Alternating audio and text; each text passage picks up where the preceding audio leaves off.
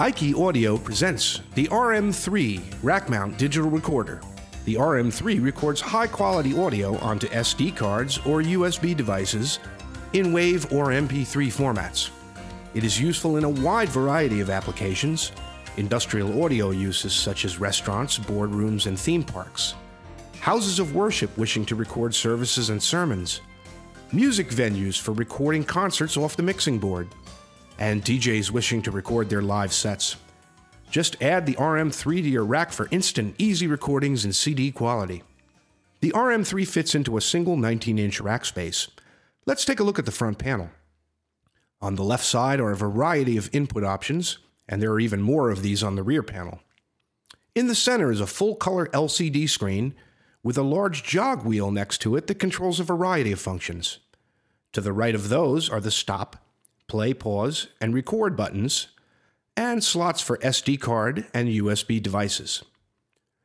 Moving right, we find other controls for time, which will show elapsed or remaining time on the display. The Format Stereo Mono button for selecting bitrate and file formats. A volume control for the headphones and line out. A 1/4-inch headphone jack. And the power button to turn the unit on and off. On the rear panel from left to right, we have the DC input for the wall adapter, which comes with the unit, a pair each of XLR and RCA output jacks, and a USB output jack that lets you connect the RM3 to your PC for file transfer. On the right rear panel are a stereo pair of RCA line inputs and a combo XLR 1/4-inch mic jack. Now, with the power adapter connected, let's take a spin through the various menus. First, you should insert the 1 GB SD card that comes with the unit, or your own card. The RM3 will accept up to a 4 GB SD card, or a 32 GB SDHC card. When you power up, the RM3 will first read the connected media, SD or USB. Then you will get a display of the various audio files that exist on your card. For playback, you can select any file, press the play button, and your file will begin playing. You can press the time button to check the elapsed or remaining time during playback. To fast forward or rewind within a track, simply move the jog wheel forward or back. You can pause playback by pressing the play pause button, or stop playback by pressing the stop button. For recording, you can select from the various jacks for one that best suits your needs. The stereo RCA line-in on the rear panel is where you input the signal coming from a line source. These might be used to capture the signal from a mixing board on a live gig, or when transferring audio from vinyl or cassettes. The mic-in jack, also on the rear panel, is where you connect the signal coming from a microphone source via a 1/4-inch or XLR jack. Keep in mind that only one of these is active at a time, either the line-in or the mic-in. The 1/4-inch stereo line inputs on the front panel are another option for capturing signal coming from a stereo line source via 2 1/4-inch plugs instead of RCA. And the 1/4-inch front panel mic input gives you a handy way to connect a microphone when the rear panel is not readily accessible.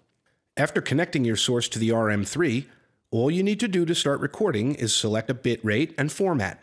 The RM3 has 4 different formats available, and you can toggle between them by repeatedly pressing the Format button on the front panel. You can select between WAV files at 16-bit 44.1K and MP3 files at 128, 256, or 320 kbps. Then press the record button, and the RM3 will prompt you to set the record level using the jog wheel. You have a digital readout on the display of the incoming level, so you can turn the wheel until your peak level is just below the red or the top range. Then simply press the record button, and your incoming audio will be recorded.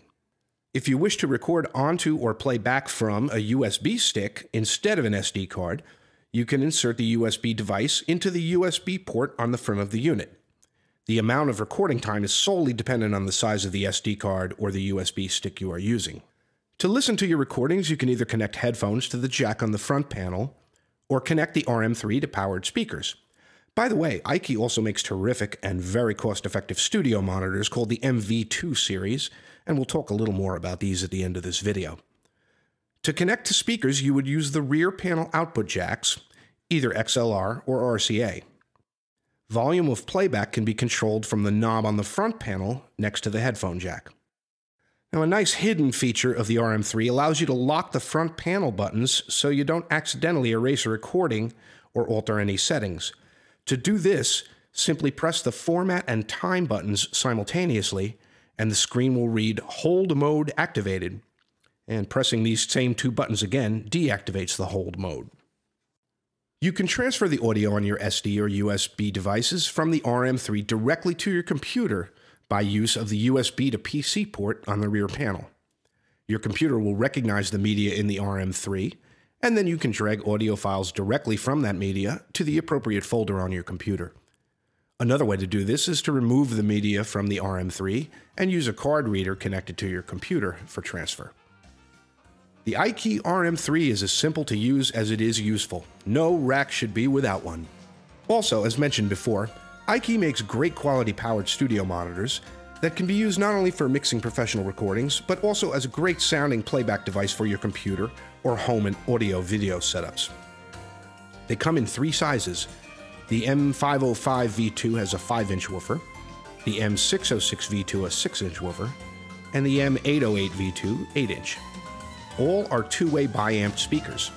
There's also a 10-inch powered subwoofer available in this series, the M10 SV2.